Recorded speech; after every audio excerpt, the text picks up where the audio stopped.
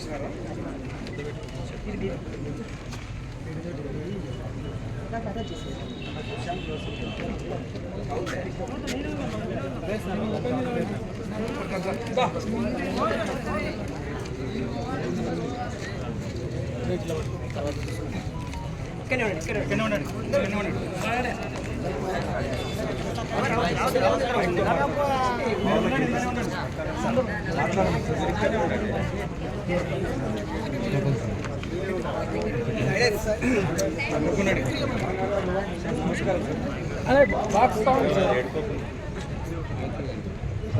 Sir.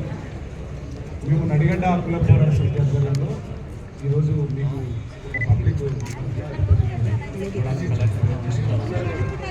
వీళ్ళంతా కూడా ఈ ప్రాంతంలో సుమారు ఒక 40,000 మందికి పైగా రైతులు 35,000 ఎకరాల పైగా సాగు ఆయా కంపెనీలు నేరుగా రైతులకు ఇవ్వకుండా మధ్యవర్తులను దళాలను నియమించుకొని అంటే ఆర్గనైజర్లను నియమించుకొని ఇతర పత్తిని సాగు చేస్తారు.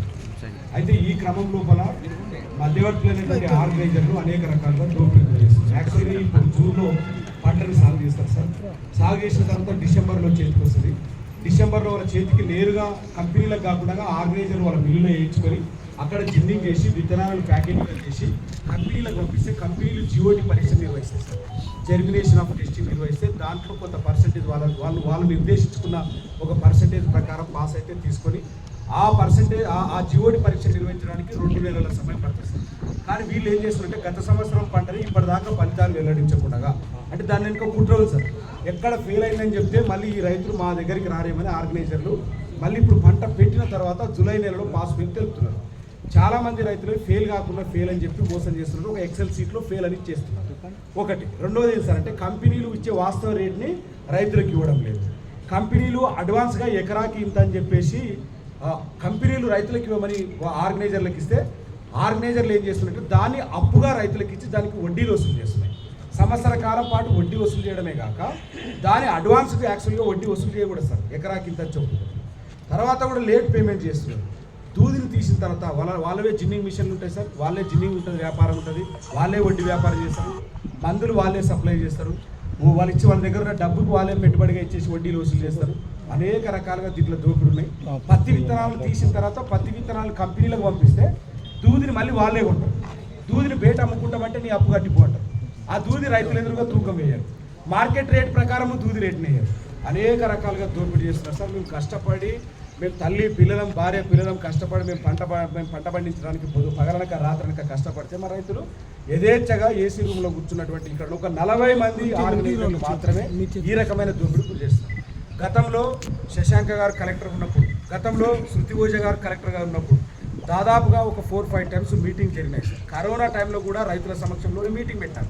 మీటింగ్లు పెట్టి ఒప్పందం చేసుకుందాం అన్నారు. మేమేమన్నాం నేరుగా కంపెనీలు రైతులతో ఒప్పందాలు చేసుకోవాలంటే లేదు మేము నేరుగా రైతులను మేము ఇండివిజువల్గా మేము బిలీవ్ చేయలేము, మేము సేకరించలేము, మధ్యవర్తులు ఉంటే కనీసం త్రైపాక్షిక ఒప్పందం అన్న చేసుకోండి అంటే దానికి కూడా అంగీకరించినారు సార్. దానికి సంబంధించిన రికార్డ్స్ మీ అధీనంలోనే ఉన్నాయి. మీరు కూడా దాన్ని చెక్ చేసుకోవచ్చు. ఇన్ని మాటలు చెప్తున్నప్పటికీ వడ్డీల దోపిడీలు, రేట్ల దోపిడీలు, ఫెయిల్ అని చెప్పాడు. మళ్ళీ ఇప్పుడు కొత్తగా ఏం చేస్తున్నారు సార్ అంటే మేము రేట్లు తగ్గిస్తున్నాము అని చెప్పేసి మళ్ళీ కూడా రైతులకు భయభ్రాంతులకు గురి చేస్తున్నారు. మీరు అనుకుంటట్టు మరి ఎందుకు అంత బలవంతాన్ని చేస్తారంటే ఇప్పటికే రైతులు దాదాపు ఈ ప్రాంతంలో 1,500 కోట్ల వ్యాపారము 40 మంది చేతుల్లో ఉన్నది.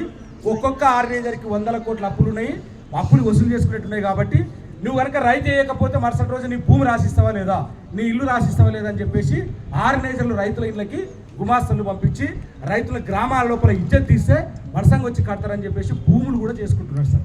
మేము రివర్స్ నడిగడ్డ హక్కుల పోరాట సమితి ఆధ్వర్యంలో గత 2 సంవత్సరాలుగా ఫెయిల్ కాకుండా కూడా ఫెయిల్ అని చెప్తే 20 కోట్ల రూపాయల పైసలు ఇప్పించినాం. రైతులకు భూములు కూడా రిటర్న్ చేపించినాం సార్. భూములు రిటర్న్ ఒక ఆర్గనైజర్ అయితే 1 కోటి రూపాయలు అప్పుంటే కూడా రిటర్న్ చేపించాం సార్. భూములు కూడా రిటర్న్ చేపించాం. అనేక రకాలుగా ఈ దోపిడీ జరుగుతున్నది. మేము ఈ సమస్యని పరిష్కారం చేయాలి సార్. ఈ సమస్యను పరిష్కారం చేయటంగా మేము 3 డిమాండ్లు తమ ముందు ఉంచుతున్నాం సార్.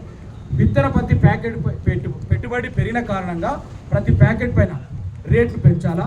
రెండోది ఏదైతే ఈ సంవత్సరం అత్యధికంగా ఫెయిల్ అని చెప్పినారో ఫెయిల్ అయిన వాటికి రీశాంపుల్ నిర్వహించాలా, రైతులతో ఒప్పందాలు చేసుకోవాలా, ఫెయిల్ అయిన విత్తనాల విషయంలో పారదర్శకంగా ఉండాలి.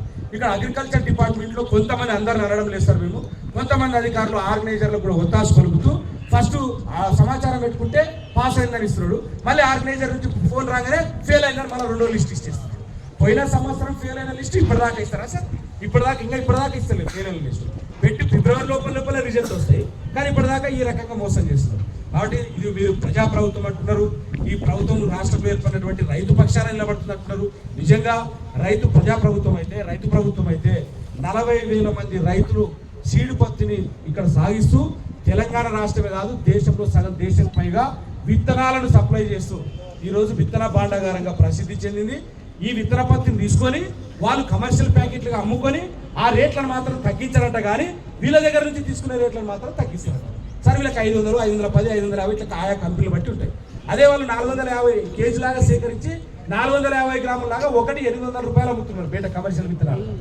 మరి ఇది ఎక్కడ సాధ్యం? ఒకవేళ నిజంగా మా దగ్గర నుంచి తక్కువ చేసినట్లయితే రైతుల మీద మళ్ళీ మాకు అమ్మేటువంటి కమర్షియల్ విత్తనాలు కూడా అవే కదా, మేము పండించేదే విత్తనాలు కదా, మీరు కమర్షియల్ విత్తనాలు పండించేదే గద్వాల సార్, జోగులమ్మ గద్వాల. కాబట్టి వీటిని రైతుల సమక్షంలో ఒక స్పష్టమైనటువంటి నిర్దిష్టమైనటువంటి హామీ ఇస్తే మేము ఇక్కడ నుంచి వెళ్ళిపోతాం సార్.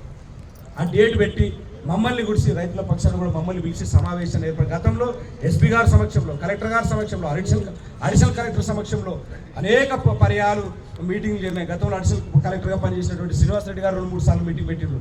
కాబట్టి తమరు దీనిపైన దయ ఉంచి, ఎందుకోసం అంటే ఇక్కడ పోలీస్ డిపార్ట్మెంట్ వాళ్ళు ఉన్నారు కాబట్టి సార్, గతంలో విజయ్ కుమార్ సార్ ఉన్నప్పుడు అధిక వడ్డీలు వసూలు చేస్తే బాగుండవని చెప్పేసి ఆర్గనైజర్ పిలిపించుకొని వార్నింగ్ ఇచ్చినారు సార్. అప్పుడు మొత్తం అధిక వడ్డీలు ఎవరు వసూలు చేయాలి, గుమాసులు కూడా పంపించాలి. ఈ రోజు ఉన్న రైతులకి 1-2 ఎకరాల భూములు ఉంటాయి సార్, పేద వర్గాలు sir, SC ST BC minority వర్గాలు సార్. ఉన్న 2 ఎకరాలు వాళ్ళు గుంజుకుంటే మా పిల్లలు చదువు పని చేపించి గాసాలు వేరే దగ్గర జీతాలు పెడుతున్నటువంటి పరిస్థితి, అక్షరాస్యత కూడా తగ్గుతుంది. ఉన్న భూములు కోల్పోతే ఆత్మగౌరవం కోల్పోయి తిరిగి వాళ్ళ దగ్గరనే డ్రైవర్లుగా, కూలీలుగా, ఉపాధిగా బతకాల్సినటువంటి ఉపాధి కోసం రకరకాలుగా బతకాల్సిన పరిస్థితి వస్తుంది. తమరు దయ ఉంచి మనం అందరం రైతుల పక్షాన ఉన్నాం, రైతుల కుటుంబాల తరఫున వచ్చినాం సార్. తమరు అన్నేదా భావించకుండా, మీ మీద ఒత్తిడి చేస్తున్నామని భావించకుండా దయచేసి ఈ విషయం పట్ల మీరు స్పష్టమైన హామీ ఇస్తారని, త్వరలోపల సమావేశాలు ఏర్పాటు చేసి ఈ ఆర్గనైజర్ల దోపిడీని అరికట్టాలని.